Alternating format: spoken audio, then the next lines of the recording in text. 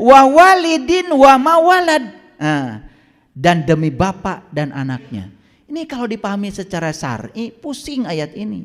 Baru aja cerita kota.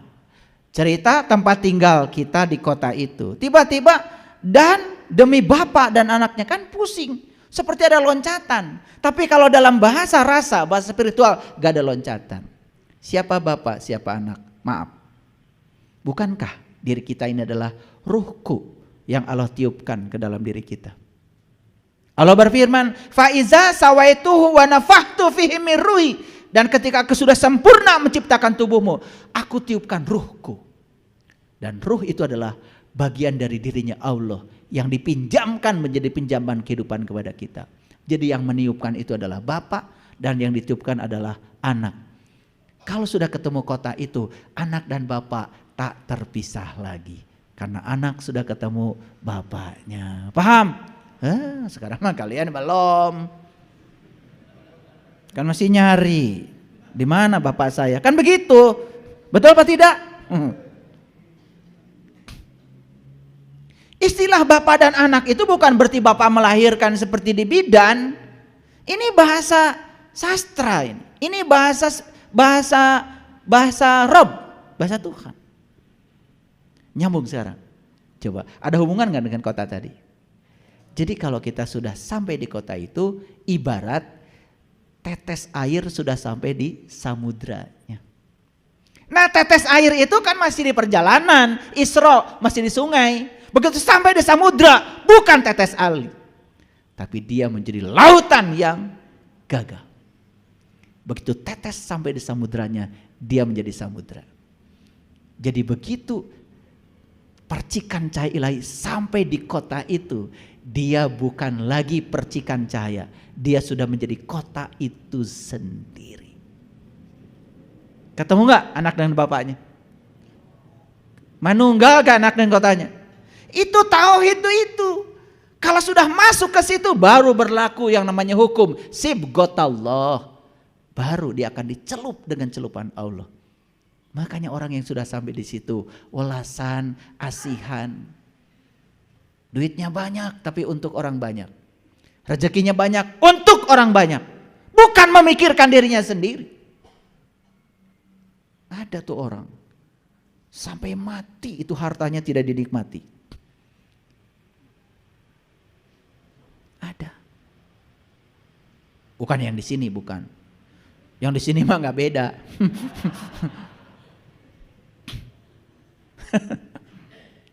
Ngerti? Wa walidin wa mawalad. Perhatikan kata-kata saya, perhatikan. Ini intuisi yang sedang berjalan. Makanya maaf, saya bukan mau memamerkan diri saya. Setiap kali saya mau kajian, saya minta restu dulu. Saya hubungkan diri saya dengan intuisi saya. Karena saya punya 5 tubuh. Pertama tubuh spiritual, 2 tubuh intuisi, 3 tubuh mental, 4 tubuh energi, yang kelima adalah tubuh fisik. Dan kalau saya sedang begini, 5 tubuh ini gumulung manunggal menjadi satu. Mohon izin, saya bukan. Jadi, kalau kita udah menghubungkan dengan kecerdasan yang tanpa batas, subhanallah. Al-Quran ini, 1 ayat pun kalau dibedah itu gak selesai-selesai, 5-10 jam gak akan selesai. Tapi karena kita terbatas waktu, ya, maka saya bahas kulit luarnya aja dulu, ya. Semoga ini aja bermanfaat. Paham? Lanjut. Laqad khalaqnal insana fi kabad. Sesungguhnya kami telah menciptakan manusia berada dalam susah payah. Manusia itu begitu. Siapa manusia yang susah payah? Nih saya kasih tahu. Manusia yang belum pernah menemukan kotaknya sampai kapanpun susah payah. Nete semplek, nincak, semplak, itu bahasa Inggrisnya. Serba salah, sholat amak te sholat komo, gitu.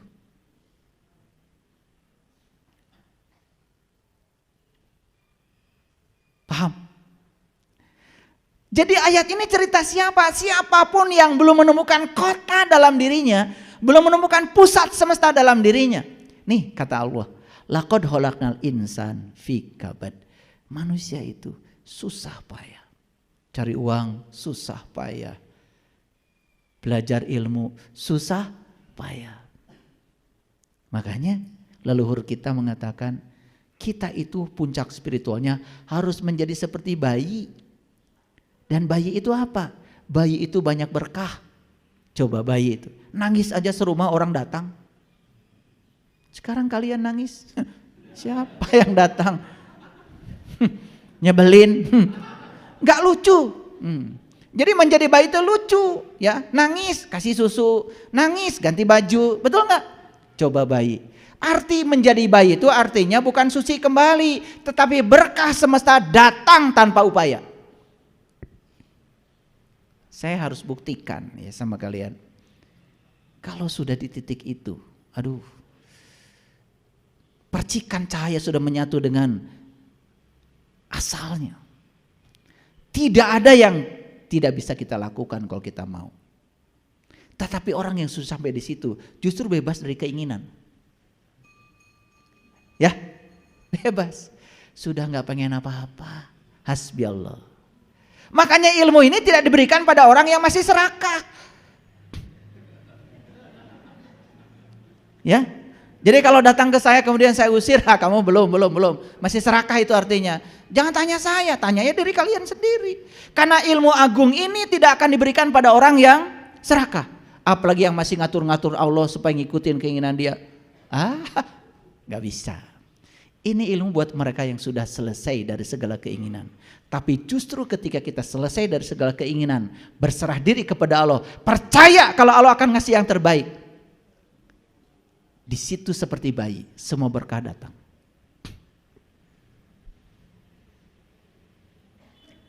Ini ngerti maksud saya? Makanya saya bilang di awal tadi, ini ilmu tingkat tinggi nih, tingkat tinggi ya. Ini tingkat tinggi. Oleh karena itu, saking tingkat tingginya, gak usah bayar.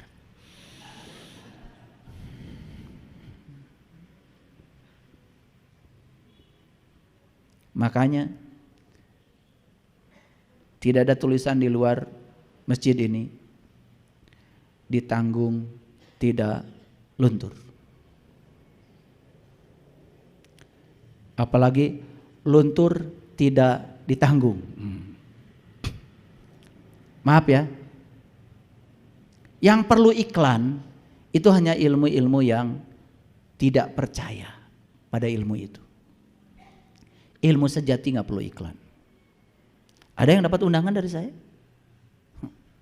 Emang gue pikirin, mau datang boleh, gak juga gak apa-apa. Ya, karena memecahkan telur dari luar jadi telur dadar. Memecahkan telur dari dalam jadi kehidupan. Jadi kalau mau berubah, berubah dari dalam. Gerakan dari dalam itu jauh lebih keren daripada digerakkan dari luar. Paham? Oke. Sampai mana? Susah payah. Nih, kenapa saya susah payah? Sederhana jawabannya. Taranya baka kota. Kurang gaul. Gitu aja. Paham ya? Tidak pernah bepergian ke kota. Makanya berpergian ke kota namanya nyaba. Nyaba itu ada ayatnya loh. Ada suratnya namanya surat Saba. Surat Saba itu perjalanan ke kota. Lanjut. Ayah sabu alla ya yaqdiru alaihi ahada. Apakah manusia itu menyangka bahwa sekali-kali tiada yang menguasai dirinya? Perhatikan kata-kata saya. Ketika kita turun tangan, Allah angkat tangan. Tapi ketika kita angkat tangan, Allah turun tangan. Jadi kalau Allah ingin turun tangan, ya angkat tangan. Harus sadar dalam diri kita ada yang lebih berkuasa. Siapa dia yang menciptakan kita? Kita hidup di semesta ini bukan untuk tujuan kita. Kita ada di sini untuk tujuan Allah. Ngiringan wae ka Allah. Kalian mah kumaha atuh? Allah tadi paksa we supaya ngkulin kahayang maneh. Allah tuh diatur-atur terus kan Allah bingung. Yang Tuhan siapa? Elu apa gue? Kata Allah. Ya Allah. Makanya di rumah kalian itu buku agama yang ada cuman kumpulan doa mustajab aja. Nggak ada yang lain. Biar Allah bisa diatur. Dan kalau sudah bisa diatur, wah bangga. Cerita di mana, Allah sama saya. Nurut. Asa soleh ya kalau ngomong gitu. Betul nggak? Subhanallah. Dan kalau yang diajak bicara sama-sama begitu frekuensinya, kumaha atuh carana? Tiap malam Jumat. Naon? Mau orang we. Ayah sabu alla yaqdiru alaihi hada yaqulu ahlaktu malan lubada. Apakah manusia menyangka bahwa sekali tidak ada yang berkuasa atas dirinya? Yuk, kalau kita sadar, saya ciptaan Allah, saya ada di dunia untuk menyenangkan Allah, untuk tujuan Allah. Saya ada di dunia harus menjadi kepanjangan tangan Allah, menyampaikan cinta kasih Allah pada semua makhluk. Kalau kita begitu, kita kerja nggak cari uang lagi. Tapi saya bekerja karena saya diperankan oleh Allah untuk menyampaikan cinta kasih Allah kepada orang yang perlu pelayanan. Uang datang? Uang datang? Datang melampaui yang dipikirkan. Jadi baik lagi. Tapi setiap kita melakukan kebaikan dikaitkan dengan berapa yang kita dapat, percaya sama saya, kita hanya akan mendapat yang kita pikirkan. Like attracts like.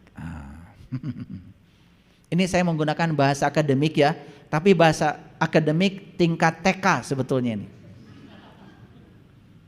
Tingkat TK. Tahu TK?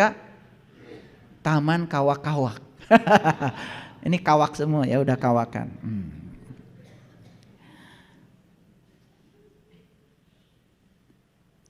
Ayah sabu alam yarahu ahadun.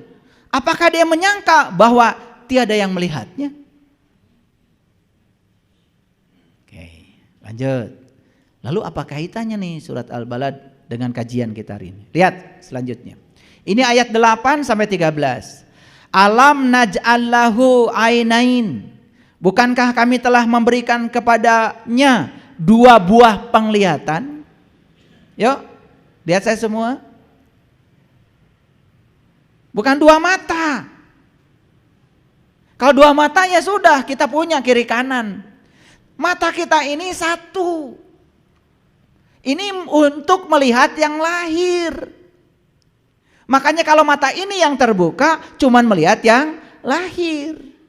Ada 1 mata lagi dalam diri kita yang harus dibuka. Itu yang disebut dengan mata jiwa, mata batin, mata qalb. Makanya Allah infokan kepada kita, aku telah berikan kepadamu 2 penglihatan. Penglihatan lahir, penglihatan batin. Clear? Nih saya kasih tahu, siapapun yang hari ini hanya melihat dengan penglihatan lahir akan tertipu oleh bungkus, disangka kongguan padahal ranginang. Betul gak? Makanya kita meributkan Dajjal. Dajjal si mata 1, Dajjal si mata 1. Ari maneh keheula. Jadi si mata 1 itu artinya dia melihat semesta ini cuma dengan mata lahir. Siapapun yang melihat dunia dengan mata lahir, nah eta Dajjal. Kahartos? Kahartos? Makanya kalau kita melihat dengan mata lahir, kita jadi bohong karena kita tertipu oleh bungkusan. Makanya Dajjal itu disebut pembohong. Kita pusing selama ini belajar Dajjal, akan lahir di mana, pusing. Padahal eta di bawah. Saimah deh. Paham ya? Nah, begitu kita sembuh dari kebutaan mata batin, kita tidak tertipu lagi oleh bungkusan luar. Kita bebas dari penyakit kulit. Maka hari itu tidak ada lagi Dajjal. Karena Dajjal sudah mengalami hari kebangkitan kesadaran. Itu yang namanya kiamat. Maka disitulah perlu Imam Mahdi. Orang yang menunjukkan jalan. Jalan supaya mata yang tertutupnya jadi terbuka. Gitu. Kahartos? Masuk akal? Masuk akal? Cerita Imam Mahdi lain lagi. Cerita Dajjal lain lagi. Cerita kiamat lain lagi. Kiamat itu artinya bangkit. Siapa yang harus bangkit? Coba, kalau ada orang sedang berdiri, pernah gak bilang, bangkit, bangkit, gitu? Oh, bangkit manu labuh. Tahu gak? Kudu berag. Ayo bangkit, bangkit. Tuh. Jadi bangkit mah keur nu labuh. Jadi kata bangkit itu cocok buat yang sedang terpuruk. Saya kalau sholat kok ingatan saya kemana-mana, sok atuh bangkit. Kan sholatnya mengingat Allah. Saya kalau ngaji Quran itu saya tenang sekali. Kenapa? Udah gak ngerti. Sok atuh bangkit, bangkit. Kan kata Quran kalau disebutkan ayat-ayatnya bergetarlah. Iya makalah tenang. Sedangkan kata Quran sendiri, orang beriman itu apabila dibacakan ayat-ayatnya tuh bergetar, bertambah iman. Iya mah dibacakan Quran, tenang. Alam naj'al lahu ainain, tenang. Padahal Allah bilang, aku telah memberikan 2 penglihatan loh kepadamu. Lamun ngerti mah apaan? Leuh, ari urang ningalina hiji apa 2? Aduh, saya baru melihat hanya lahirnya saja, batinnya belum. Gening Dajjal teh. Gitu. Rawas. Udah ngerti, betul nggak? Alhamdulillah kalian mah anteng. Malah dibagus-bagus. Alam naj'al lahu ainain. Allah. Walisana wa syafatain. Allah. Wa hadainahun najdain. Allah.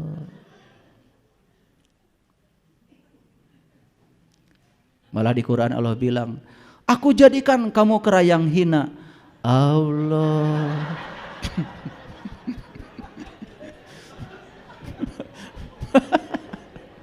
Ada itu ayatnya di surat Al-Baqarah ayat 65 ya. Barang siapa yang melanggar hari Isbat, hari Sabtu. Sabtu itu setelah Jumat. Jadi Jumat itu bergabung, manunggal, ketemu kotanya tuh Jumatan namanya. Nah ketika dia sudah sampai di kota itu tapi dia melanggar janjinya, dia melanggar hari Sabtu, hari Isbat. Isbat itu dia melanggar janjinya sendiri. Makanya aku jadikan kera yang hina. Itu Qur'annya begitu. Karena melengking suaranya. Allah. Ya kalian itu memang lucu ya. Makanya benar ya, dunia itu laibun walahwun. Lahawa, jadi lawakan. Jadi lawak itu dari bahasa Arab, dari lahawa, lawak. Memang dunia ini penuh dengan kelucuan, ya toh? Aku jadikan kamu yang hina, kera yang hina. Allah, luar biasa. Saya kalau baca Quran, ini jantung itu deg. Aduh, kalau baca Quran. Apalagi kalau baca surat Al-Waqiah. Falaula idza balagatil hulqum wa antum hina idzin tangdurun wa nahnu aqrabu ilai minkum walakin la tubshirun. Ketika nyawa sampai di kerongkongan, saat itu kamu harus melihat. Aku lebih dekat kepada kamu. Tapi mengapa kamu saat itu tidak melihat? Wah, saya nggak bisa tidurnya 3 bulan. Wah, di sini bergejolak. Nanti kalau saya mati, saya melihat atau tidak melihat? Kalau saya harus melihat, apa yang harus saya lihat? Dengan mata mana saya harus melihat? Kepada siapa harus berguru supaya saya bisa melihat? Dan kalau saya mati tidak melihat, apa jadinya dengan nasib saya di kematian itu? Wah, bergetar tuh saya. Itu cuma baca ayat itu aja. Coba kalau yang nggak ngerti. Falaula idza balagatil hulqum Allah wa antum hina idzin tadurun Allah Wa nahnu aqrabu ilaihi minkum Allah walakin la tubsirun. Allah. Beres nggak? Tenang.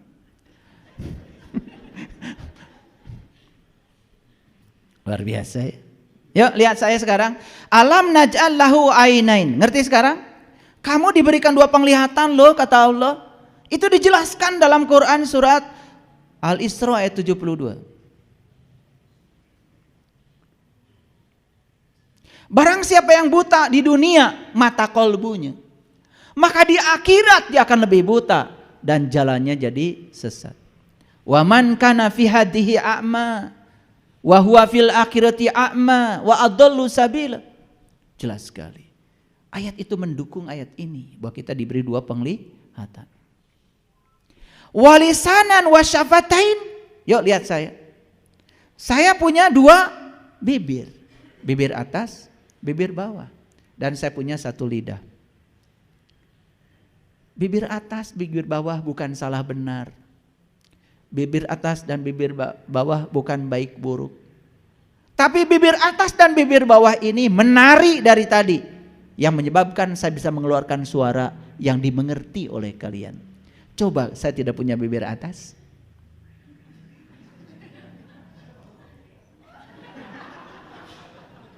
Gak ada suaranya.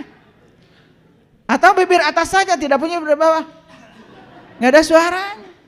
Suara saya ini terdengar karena ada atas ada bawah. Jadi atas dan bawah bukan baik dan buruk. Terima semua dualitas apa adanya.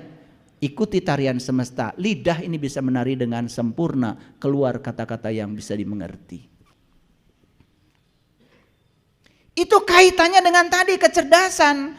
Kecerdasan itu adalah kemampuan untuk bisa menerima dan beradaptasi dengan perubahan. Oke? Wahadainahu najdain, dan kami telah menunjukkan kepadanya 2 jalan. Hati-hati. Allah menunjukkan 2 jalan, tapi Allah tidak nyuruh kita memilih salah satu jalan. Malah Allah menawarkan jalan yang berbeda. Allah mengatakan, "Fala aqtahamal aqabah." Tidakkah engkau menempuh jalan mendaki? Wa ma adraka mal aqabah. Tahukah apa jalan mendaki itu? Fakkur raqabah. Bebaskan kamu dari perbudakan. Ada 2 jalan, tetapi tidak disuruh mengambil salah satu jalan. Malah disuruh mencoba jalan mendaki. Lihat saya semua. Mendaki ke mana? Ke gunung, ke atas. Cocok dengan ayat tadi. Betul? Demi tin, demi zaitun. Di sini ada kota yang aman. Di sini ada gunung. Jadi kita disuruh untuk menapaki level-level kesadaran. Sampai di puncaknya kesadaran, kita tidak lagi melihat benar salah, baik buruk. Semua yang terjadi adalah realitas, semua realitas adalah kebenaran. Tangkap pesannya dari Allah. Maka kita tidak terjebak, menendang dan mencengkram lagi. Itu yang disebut dengan merdeka. Jadi sebetulnya kita semua selama ini hidup diperbudak oleh dualitas. Diperbudak benar salah. Ini kawan, ini lawan.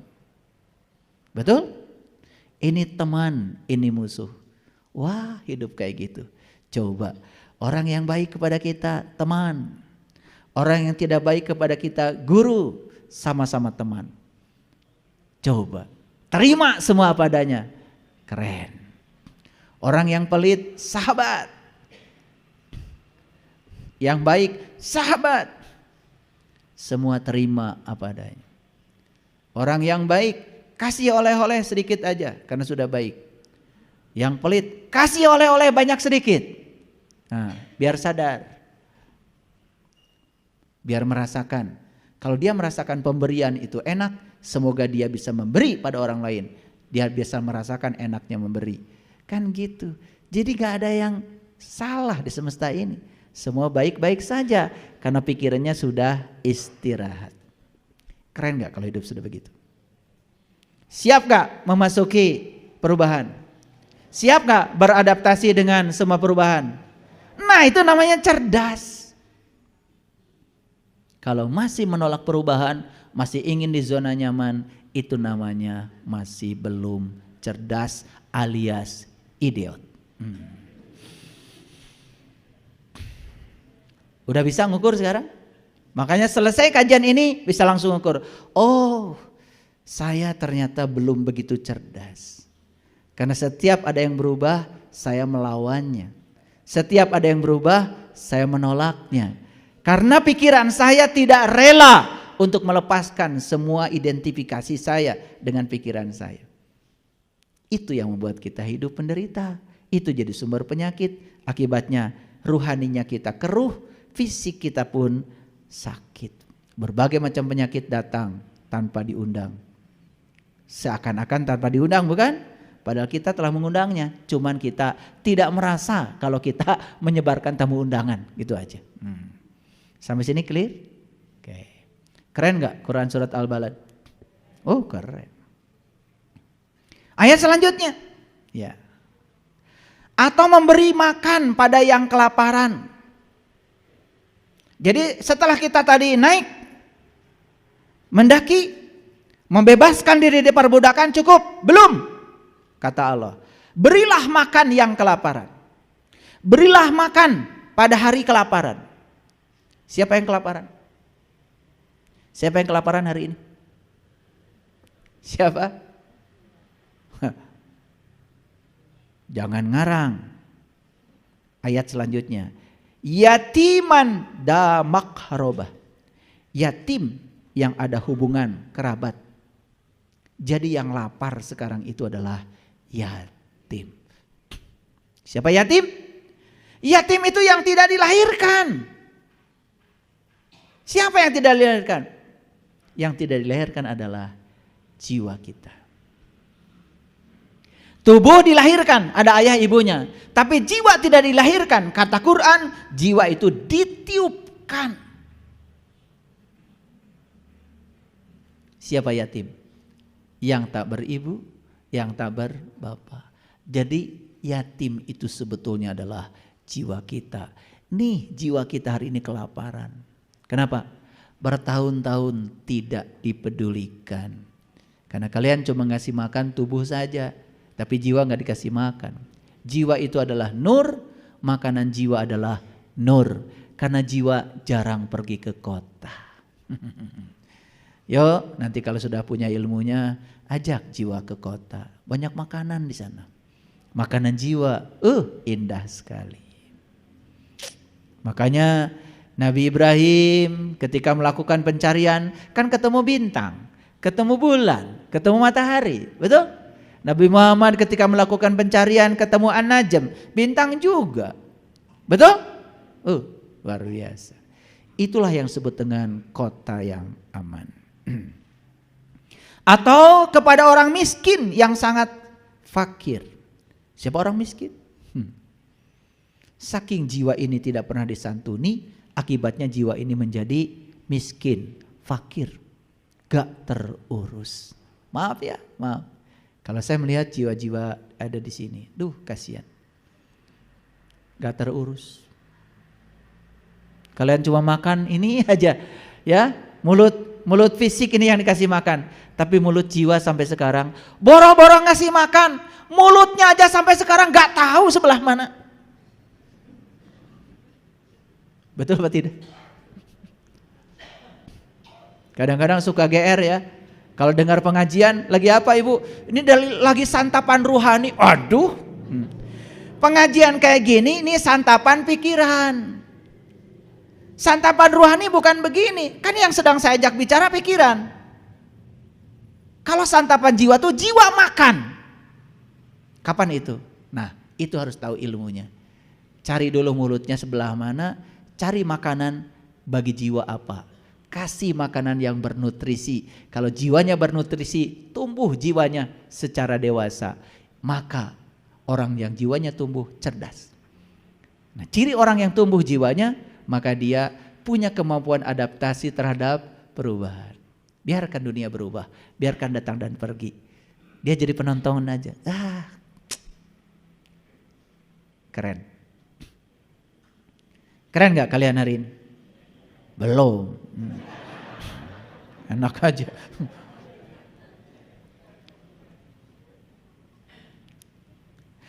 Dan dia termasuk orang-orang yang beriman dan saling berpesan untuk bersabar dan saling berpesan untuk berkasih sayang. Ayo lihat saya semua. Ketika kita sudah membebaskan diri dari perbudakan dualitas, karena kita sudah menemukan kota kita, sudah menemukan jati diri kita, anak sudah ketemu bapaknya, apa yang terjadi? Di sini Allah mengatakan, dan dia termasuk orang-orang yang beriman. Makanya orang yang beriman pesannya cuma dua. Satu, saling berpesan untuk bersabar. Dua, saling berpesan untuk berkasih sayang. Tahu sabar? Udah saya jelaskan. Sabar tahu? Apa sabar?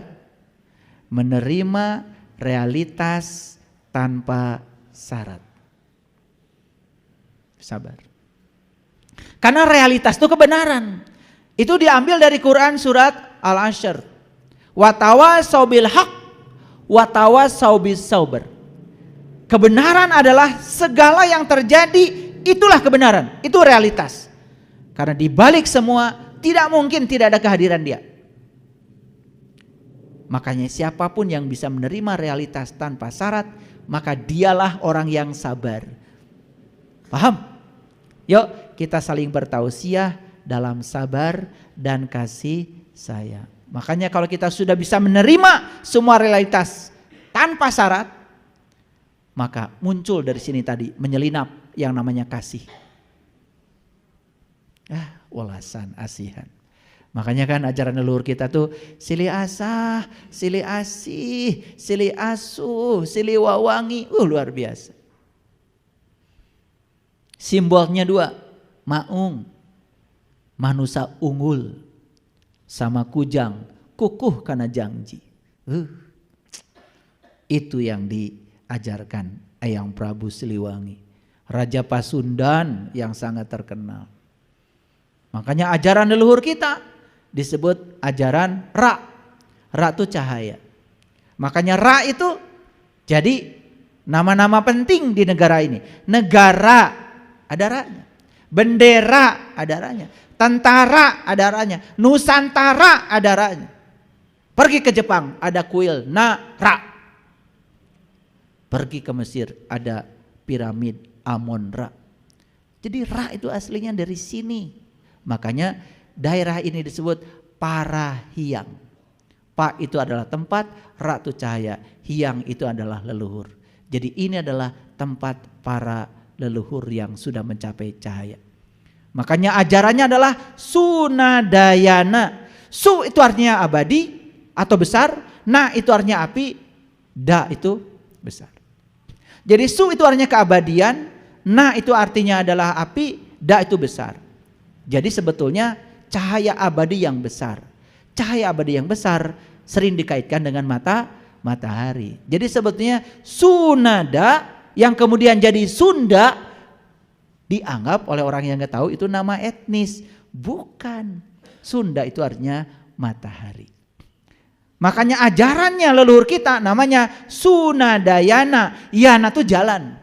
Sunadayana artinya jalan menuju matahari, bukan matahari itu. Karena Quran mengatakan Rabbul Masyriqain wa Rabbul Maghribain. Ada dua matahari yang harus kau tempuh. Matahari yang ini mah tileletik geus apal. Tapi ada satu matahari lagi dalam diri kita yang namanya matahari rohani. Pergi ke kota. Itu yang sering disebut padang mahsyar. Di sana ada matahari, tetapi tidak panas dan tidak menyilaukan. Nah, harus masuk ke sana. Begitu masuk ke sana, nyanyi di sana. Bubui bulan. Bubui bulan sangrai bentang. Panon poe. Panon poe di sasat. Tapi sebelum nyanyi itu ada nyanyian sebelumnya. mesat ngapung luhur jauh di awang-awang.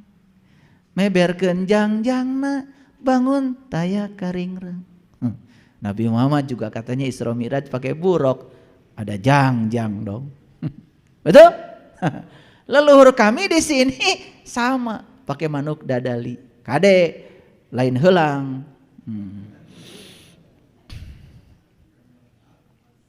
Manuk dadali jadilah burung Garuda. Makanya lambang negara kita burung Garuda. Di badannya burung Garuda ada perisai Pancasila. Wih, keren ya. Kalau di bedel itu semua, wah, kebuka. Ternyata Pancasila itu ajaran spiritualnya leluhur kita yang luar biasa. Makanya Pancasila, sila pertama bicara ketuhanan, enggak bicara Tuhan. Enggak bicara Tuhan. Tapi ketuhanan. Semua orang juga bisa bicara Tuhan, tapi ketuhanan belum tentu. Kalau ketuhanan itu memanunggal, menyatu dengan Tuhan. Jadi beda Tuhan dan ketuhanan. 2, kemanusiaan. Gak cerita manusia kok Pancasila, kemanusiaan. Karena nilai tertinggi dari manusia adalah kemanusiaannya. Kan banyak manusia yang kehilangan kemanusiaannya, kan jadi binatang. Betul gak? Orang lain karena kehel, bunuh. Beda keyakinan, bunuh.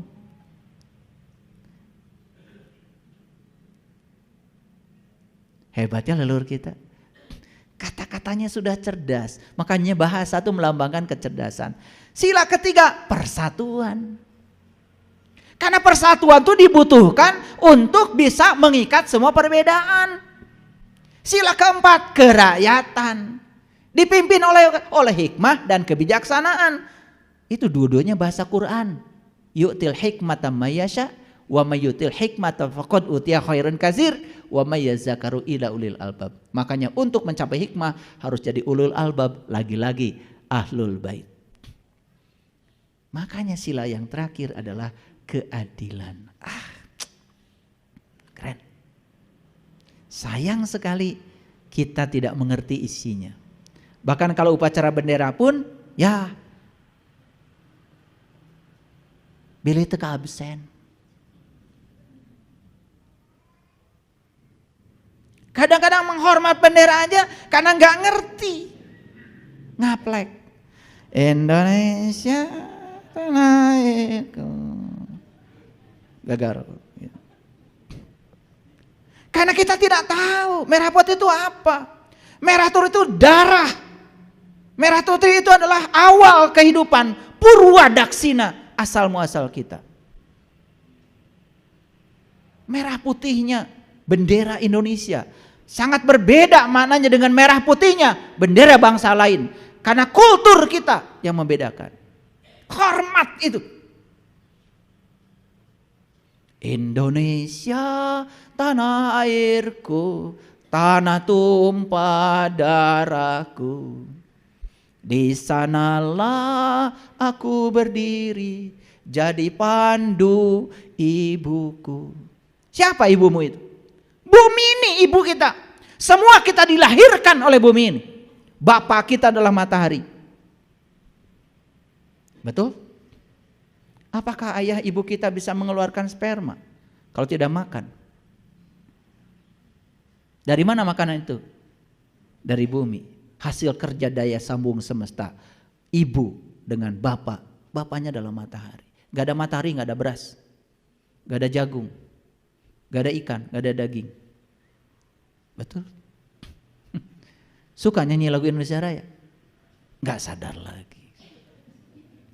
Jadi pandu ibuku, Indonesia kebangsaanku, bangsa dan tanah airku. Marilah kita berseru, Indonesia bersatu. Hiduplah tanahku, hiduplah negeriku, bangsaku, rakyatku semuanya.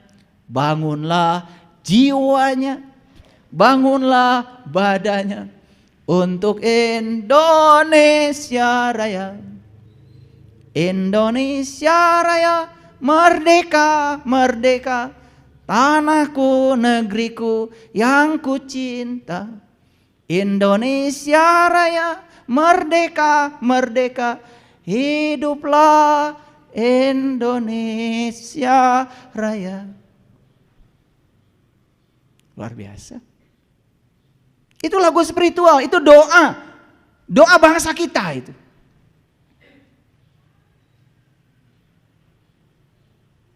Banyak yang tidak mengerti. Bahkan menyepelekan lagu itu, menyepelekan bendera, menyepelekan lambang negara. Gak ngerti, gak ngerti. Bahkan lebih mengagungkan budaya bangsa lain daripada budaya leluhurnya sendiri. Sehingga kita kehilangan jati diri kita sendiri.